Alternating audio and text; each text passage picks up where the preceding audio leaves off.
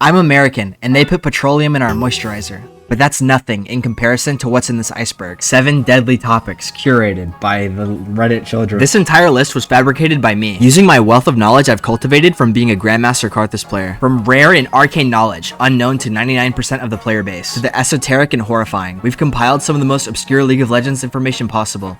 Layer 1. What is Tyler1? At first glance, he appears to be the result of being abandoned by God, but his origins are much more tangible. There was once a well-known streamer known for his family-friendly shenanigans on the Rift, but one day he brushed off his #1 fan, and he was tragically melted down by 10 times the lethal dose of radiation. Tyler and Chogath had both died on impact, but from that event, something new altogether could arise. The high temperatures caused by the radiation satellite death beam created a liquefying effect. The individuals that were dissolved to conceive this bizarre creature no longer exist, but from their deaths, a new life began, a new creation, and this creation just so happens to be his own intellectual property, while also being commercially appealing, and not based on anyone's likeness whatsoever. But sadly for Tyler and the decaying corpse of Chogath, their new appearance meant they could no longer find work as a streamer, so they applied to work at the Shadow Isles, to work as an emote that you can buy for $4.99 for a subscription to Afghanistan Sandcastle.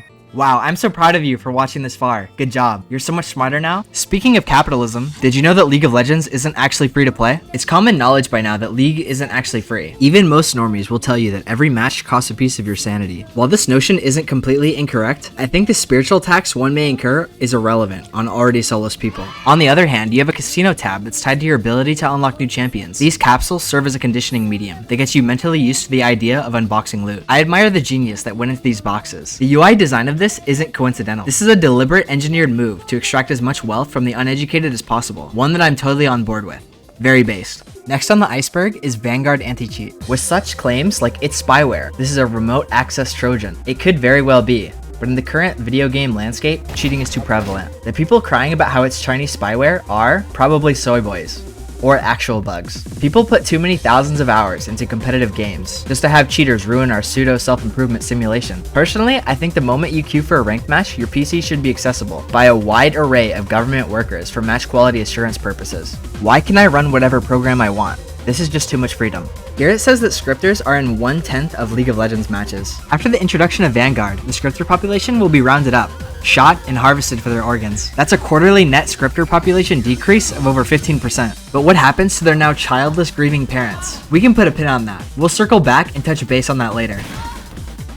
Everyone says that you shouldn't play this game because it's filled with racists and sociopaths who actively hate themselves and the world. This might be true, but I think it provides some pretty good insight into how the cattle we call people operate. Did you know that a rat, if given the opportunity, will endlessly pleasure itself over and over again until it dies from dehydration? How much of your lifespan are you willing to sacrifice? I started playing this game during COVID in 2019 when I was a child. Now it's 2025 and I'm mentally ill. I think we deserve some restitution. Riot's founders went to school for business. They studied business. These are good people, so I wouldn't blame them for anything. That would be stupid. But I might blame their owners, Tencent, who bought the remaining shares in 2015. It is now the 100% majority stakeholder. My conclusion? Ban League of Legends. This is a source of illegal Chinese dopamine operating on US soil. This is a Chinese company and it needs to be removed. Here you can contact your local Congress representative. It's also a real tangible national security risk and will create issues for when World War III inevitably begins. Having swaths of our 13 to 25-year-old population addicted to a Chinese computer game sounds bad enough, but when you realize the particulars of the demographics being targeted, then you may start to visualize the kinetic threat being manifested. If we go back to the data, we can see that there's an overlap here. League of Legends is targeting the same demographics as the military. This is by design. And no, this is not because this demographic is stupid and easily manipulated. This is a population of over 40 million people. You would call this many people dumb?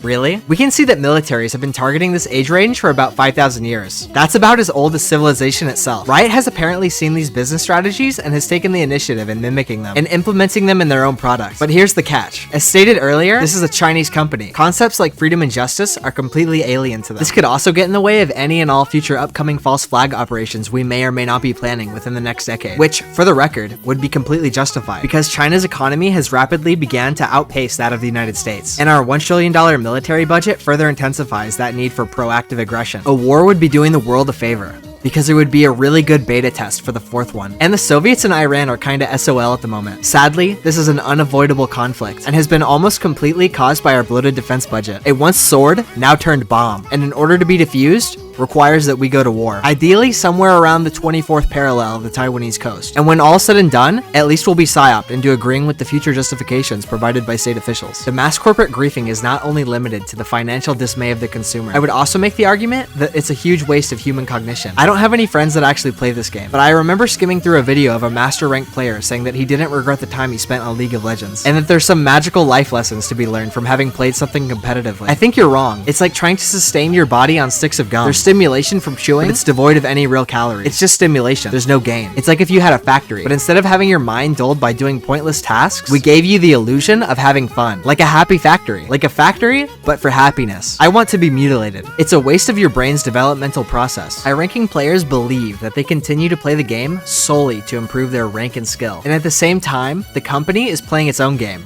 Like, not the video game itself. Rioters do not actually play this game. I mean metaphorically playing the game, as in one that involves a maze and rats. The rats being us. Addiction isn't just a chemical dependency. Any mistakes made in this video are a direct result from retardation induced from spending crucial years meant for brain development on an endless dopamine loop. This is direct, irrefutable evidence that all of this is a colossal waste of human intelligence. Here we can calculate the total mental waste accumulated from my addiction. Please ban League of Legends. American citizens should not be subjected to this illegal Chinese dopamine any longer. The proliferation of this illegal Chinese dopamine should not go unnoticed. For all intents and purposes, this is a Chinese company operating on US soil. This is a violation of our country's sovereignty, and people are genuinely addicted. Free them. I've seen the first-hand mental repercussions that this game can have. For my European viewers, here's a picture of some toys. You can imagine yourselves playing with these while the adults are talking. My fellow Americans, only you can stop this illegal Chinese dopamine from corrupting our countrymen any further. I believe that you all may hold the key to what exactly we are needing in these current times. And assuming you have a basic understanding of the British-Chinese Opium War of 1839 and the CIA-French connection of the 1930s, it would be safe to say that League of Legends is a direct retaliation for the century of humiliation, which has resulted in the current crisis that we find ourselves in today. Forget fentanyl. Here we can compare both populations of active users. As we can see, the League of Legends problem has flown under the radar, whilst being 10x the problem. It's time the government finally stepped in and did something by protecting its citizens from the free market, especially for those whose brains are still developing, like children and European people.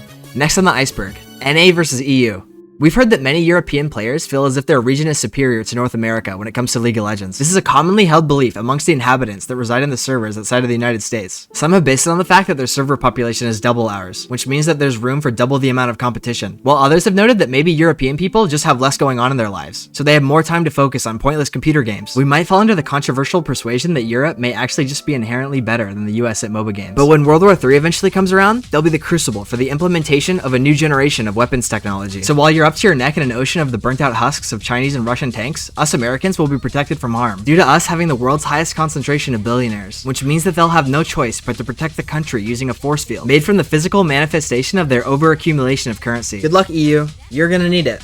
Secret Chinese boosting servers. After many attempts of contacting my Chinese connections, I've finally been able to successfully infiltrate a clandestine Chinese boosting group, the same malevolent community behind the North American win trading epidemic. As we can see, in typical Chinese fashion, they made their business catalog appear similar to that of a takeout menu, as to be expected from these infamous hooligans. But as I've gotten further in my investigation, I've uncovered the real shocking truth, that this is actually just a service for people who are so lonely that they would pay to duo with another human being. That's a little bit pathetic and sad. It's just an entire business model created around extracting value from lonely people. The tendrils of the Chinese boosting syndicate had reached much further than I had previously anticipated. But maybe it's not all bad. Because of their efforts, League of Legends players can now simulate an alternate reality where they have a group of friends that actually cares about them, provided they pay $30 net win. Combined, there are about 1,000 members total in these servers. For comparison, high elo is about 2,000 people. If we count just the servers I was able to infiltrate, that's a possible 50% of all high elo players who are potentially boosted. Now everything is starting to make sense. This explains a lot. But I think it's important we ask ourselves the question, how is this worse than the business model that Riot is already using? I think having neuroscientists working in a commercial capacity for organizations that have children as their primary demographic is a great idea. That's awesome. The quicker they understand how their minds work, the better they'll be able to provide live services for them, which translates to better overall quality of life. I think we can pretty much make humans do anything. To prove my point, I locked some strangers in a cage in the video game and made them press buttons for 2 hours straight so that they could try and solve a puzzle that, unbeknownst to them, doesn't really have an answer. I did this to them not out of hatred. I don't think I'm capable of feeling that anymore, but instead to come closer, to reaching understanding, to find out what makes human beings tick. Why do we need entertainment? Can our human curiosity be exploited in order to deliver us to greater suffering? I'm not really sure. I'm still figuring those out. If we take a closer look at my invention, you can see how truly remarkable it is. Equipped with all the hallmarks of modern design, the lights are connected to a semi-random, hyper-intelligent electronic algorithm that's responsible for the participants' continued motivation, which manifests itself, in this case, physically, as the row of blue LEDs. Hypothetically, what if we locked people in a contraption kind of similar to this one, but the duration, instead of 2 hours, was 5 years? What would that do to their brain? What are the long-term consequences of an experience like this? I have no idea. I'm not a neuroscientist. I lack the knowledge to make that kind of prediction. But what I do have is the ability to make people willingly walk into a cage and press buttons. See, I have their consent. This is how the free market works. It also features anti-toxicity positive reinforcement technology to ensure that they continue pressing the buttons. What if on a larger scale, we industrially mass-produced cages like this one, so that people could experience the thrill of a competitive environment whenever they wanted? Think about all the lifespan that we could tax from people. That's countless hours that none of them have any hope of ever getting back. And that's what my overall point is, that I've been trying to make.